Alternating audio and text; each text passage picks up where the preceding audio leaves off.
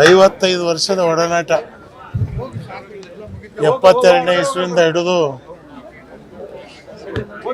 ಜನತಾ ಪರಿವಾರ ಅಲ್ಲ, ಬಟ್ ದೇವೇಗೌಡರ ಕುಟುಂಬದ ಪರಿವಾರದ ಸದಸ್ಯನಾಗಿದ್ದು ನಾನು. ಆ ತಾಯಿ ಅನ್ನಪೂರ್ಣೇಶ್ವರಿ ಅವ್ರ MLA ಇರಲಿಲ್ಲ, MP ಇರಲಿಲ್ಲ, ಮುಖ್ಯಮಂತ್ರಿ ಇರಲಿಲ್ಲ. ಆದರೆ ಅವ್ರ ಅಂತಿಮ ಯಾತ್ರೆ ಯಾವ ರೀತಿ ನಡೀತಾ ಇದೆ ಅನ್ನಕ್ಕಂಥದ್ದನ್ನು ನೀವು ನೋಡ್ತಾ ಇದ್ದೀರಿ. ಇದಕ್ಕೆ ಕಾರಣ ಏನು? ಕಾರಣ ಆ ತಾಯಿಯಲ್ಲಿದ್ದಂಥ ಸ್ವಭಾವ.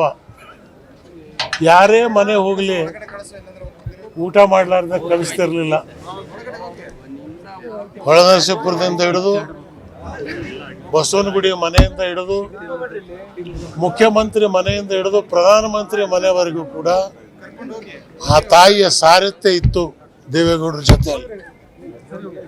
ಪದೇ ಪದೇ, ಯಾಕಂದ್ರೆ ನಿಮಗೆ ಗೊತ್ತಿದ್ದಾಗ ದೇವೇಗೌಡರ ಜೊತೆಯಲ್ಲಿ ಪ್ರಧಾನಮಂತ್ರಿ ಆಗಿದ್ದಾಗ ಕನಿಷ್ಠ 18 ಗಂಟೆ ಅವ್ರ ಜೊತೆಲಿ ಇರ್ತಿದ್ದೆ ನಾನು. ನನಗೆ ಅಮ್ಮ ಅವ್ರು ಫೋನ್ ಮಾಡೋರು, ಏನಾದರೂ ತಿಂದ್ರ ಗೌಡ್ರು, ಏನಾದರೂ ಕುಡಿದ್ರ, ಏನಾದರೂ ಕುಡಿಸಿ, ಏನಾದರೂ ತಿನ್ನಿಸಿ, ಸ್ವಲ್ಪ ಮಲಿಕು ಅಂತ ಹೇಳಿ ಗಂಡನ ಬಗ್ಗೆ ಇಷ್ಟು ಚಿಂತೆ ಮಾಡ್ತಿದ್ದಂಥ ಒಂದು ಧರ್ಮಪತ್ನಿ. ಪದೇ ಪದೇ ಹೇಳೋರು ಅವ್ರು, ನಾನು ಯಾವತ್ತು ಹೋದ್ರೂ ಮುತ್ತೈದೆಯಾಗಿ ಹೋಗ್ಬೇಕು ಅಂತ. ದೇವರು ಅವ್ರ ಆಸೆ ಇವತ್ತು ಅದನ್ನೇ ಆಯಿತು. ನನಗಿರ್ತಕ್ಕಂಥ ಚಿಂತೆ ದೇವೇಗೌಡರ ಆರೋಗ್ಯ. ಯಾಕಂದರೆ ಚೆನ್ನಮ್ಮನವ್ರು ಇಲ್ಲದೆ ದೇವೇಗೌಡರು ಒಂದು ದಿವಸ ಕಳೆಯೋದು ಭಾರಿ ಕಷ್ಟ. ಅಂಥದ್ರಲ್ಲಿ ದೇವರು ದೇವೇಗೌಡರಿಗೆ ಆರೋಗ್ಯ ನೀಡಲಿ. ಮತ್ತು ಏನು ಕುಮಾರಸ್ವಾಮಿ ಅವರು, ರೇವಣ್ಣ ಅವರು, ಅವರೆಲ್ಲ ಬೆಳವಣಿಗೆಗೆ ಚೆನ್ನಮ್ಮನವ್ರ ಮಾರ್ಗದರ್ಶನ, ಚೆನ್ನಮ್ಮನವರ ಪ್ರೀತಿ, ಅವ್ರ ದೇವರು ಪೂಜೆ. 18 ಗಂಟೆ ಪೂಜೆ ಮಾಡೋಳೆ ಅಮ್ಮ, ಉಪವಾಸ. ಯಾವ ಊರಿಗೆ ಹೋದ್ರೂ ದೇವಸ್ಥಾನ, ಡೆಲ್ಲಿ ಹೋದರೆ ಅಲ್ಲಿ ದೇವಸ್ಥಾನ, ಬೆಂಗಳೂರಿನಾಗಿದ್ದಾಗ ದೇವಸ್ಥಾನ. ಇವತ್ತು ಆ ಮಾತಾಯಿನ ನಾವು ಕಳ್ಕೊಂಡಿದ್ದೀವಿ. ನಮಗೆ ಯಾವತ್ತು ನಾನು ತಮಾಷೆಗೆ ಹೇಳ್ತಿದ್ದೆ, ಅಮ್ಮ ನಿಮಗೂ ಒಂದು ಸಲ ಯಾವುದಾದ್ರೂ ಎಲೆಕ್ಷನ್ ನಿಲ್ಲಿಸ್ಬೇಕು ನಾನು. ಬಿಡ್ತೋನಿ, ಏನು ನೀವು ತಮಾಷೆ ಮಾಡ್ತಾ ಇದ್ದೀರಿ ಅಂತ.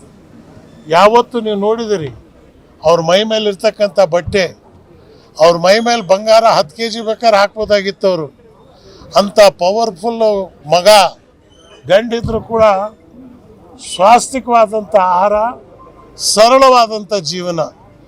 ಅದರಲ್ಲೇ ಆ ಅಮ್ಮ 85 ವಯಸ್ಸು ಇವತ್ತು ಸಾಯಿಸ್ಕೊಂಡು ಬಂದಿದೆ.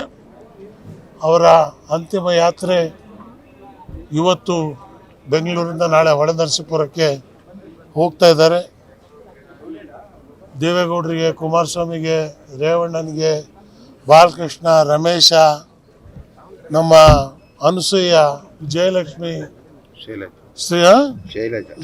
ಶೈಲಜಾ, ಇವರೆಲ್ಲರಿಗೂ ದೇವರು ದುಃಖ ತಡ್ಕೊಳ್ತಕ್ಕಂಥ ಶಕ್ತಿ ಕೊಡಲಿ. ಡಾಕ್ಟರ್ ಮಂಜುನಾಥ್ರವರು ಕೂಡ ಭಾರಿ ಸೇವೆ ಮಾಡಿದರು ಅವ್ರ ಕಾಯಿಲೆಯಲ್ಲಿದ್ದಾಗ. ದೇವೇಗೌಡರ ಬಗ್ಗೆ, ಆರೋಗ್ಯದ ಬಗ್ಗೆನೂ ಕೂಡ ಡಾಕ್ಟರ್ ಮಂಜುನಾಥ್ ಅವರು 24 hours ಅವರನ್ನು ಮನೆಯಲ್ಲೇ ಇಟ್ಕೊಂಡು ಅವರು ಸೇವೆ ಮಾಡ್ಕೊಂಡು ಬಂದರು. ಇವತ್ತದ್ದೆಲ್ಲ ನಾನು ಕಣ್ಣಾರೆ ಕಂಡಿದ್ದೇನೆ. ವಿವರಿಸೋದಕ್ಕೆ ಶಬ್ದವಿಲ್ಲ. ಭಗವಂತ ಅವ್ರ ಆತ್ಮಕ್ಕೆ ಶಾಂತಿ ಕೊಡಲಿ. ಇದೇ ನನ್ನ ಭಗವಂತನಲ್ಲಿ ಪ್ರಾರ್ಥನೆ. ಅತ್ಯಂತ ಒಂದು ರಾಜಕೀಯ ಕುಟುಂಬದ ಒಂದು ಸರಳತೆ, ಸಂಸ್ಕಾರ, ದೈವ ಭಕ್ತಿ ಇರ್ತಕ್ಕಂಥ ಒಂದು ಯಾರಾದರೂ ಸ್ತ್ರೀ ಇದ್ದರೆ ಅದು ಚೆನ್ನಮ್ಮನವರು ಅನ್ನೋದೇ ಒಂದು ನಾವೆಲ್ಲರೂ ಗುರುತಿಸ್ಬೇಕಾಗತ್ತೆ. ಮತ್ತು 72 ವರ್ಷ ವೈವಾಹಿಕ ಜೀವನವನ್ನು ನಡೆಸಿರ್ತಕ್ಕಂಥ ಅದರಲ್ಲೂ ಸಹ ಅಪರೂಪದ ನಾವು ಸಂಗತಿನ ನೋಡ್ಬೋದು. ಮತ್ತು ದೇವೇಗೌಡರಿಗೆ ಮತ್ತು ಅವರ ಕುಟುಂಬಕ್ಕೆ, ಅಥವಾ ದೇವೇಗೌಡರು ಮತ್ತು ಅವರ ಕುಟುಂಬದ ಜೊತೆಲಿದ್ದಂಥವರಿಗೆ ಯಶಸ್ಸನ್ನು ಬಯಸ್ತಕ್ಕಂಥದ್ದು ಬಹುಶಃ ಮೊದಲಿಂದನೂ ನಾವು ನೋಡ್ಕೊಂಬಂದಿದ್ದೀವಿ. ಅವರ ಸಂಪರ್ಕದಲ್ಲಿ ನಾನು ಒಬ್ಬರ ತಾಯಿ ಸಮಾನವಾಗಿ ಅವರನ್ನು ನಾವು ಗುರುತಿಸಿದ್ದೀವಿ. ಅವರು ನಮ್ಮನ್ನು ಮಕ್ಕಳ ರೀತಿ ನಮ್ಮನ್ನು ನೋಡಿ ನಾವು ಜೊತೆಯಲ್ಲಿದ್ದಾಗ ಬಹುಶಃ ಅತ್ಯಂತ ಭಾಳ ಸೌಜನ್ಯವಾಗಿ ಮನೆಗೆ ಬಂದಾಗ ಬಹುಶಃ ಪ್ರಧಾನಿಯಾಗಿದ್ದಾಗಲೂ ಊಟ ತಿಂಡಿ ವಿಚಾರಿಸ್ತಕ್ಕಂಥ ಸೌಜನ್ಯ ಇದ್ದರೆ ಅದು ಚೆನ್ನಮ್ಮನವ್ರ ಥರ ಯಾವುದೇ ಹೆಣ್ಮಗಳು ನಡ್ಕೊಳ್ಳಿಕ್ಕೆ ಸಾಧ್ಯ ಇಲ್ಲ. ನಮಗೆ ಅವರ ಅಗಲಿಕೆ ಈ ನಾಡಿನ ಜನಕ್ಕೂ ಈ ರಾಷ್ಟ್ರದ ಜನಕ್ಕೂ ಒಂದು ರೀತಿ ನೆನೆಸ್ತಕ್ಕಂಥದ್ದು. ಮತ್ತು ದೇವೇಗೌಡರಿಗಂತೂ ಅತ್ಯಂತ ಒಂದು ಶಕ್ತಿ ಅಂತ, ನಾರಿ ಒಂದು ಶಕ್ತಿ ಅಂತ ಏನು ಹೇಳ್ತಾರೆ, ಹಾಗೆ ದೇವೇಗೌಡರಿಗೆ ಅವ್ರಿಗೆ ಒಂದು ಶಕ್ತಿಯಾಗಿ ಅವ್ರ ಜೊತೆಯಲ್ಲಿದ್ದರು. ಅವರ ಚೆನ್ನಮ್ಮನವರ ಶಕ್ತಿನೇ ಆ ಕುಟುಂಬದ ಒಂದು ಯಶಸ್ಸಿಗೆ ಕಾರಣ. ಹಾಗಾಗಿ ನಾವೆಲ್ಲರೂ ಅದರಲ್ಲಿ ಪಾಲ್ದಾರಾಗಿದ್ದೀವಿ.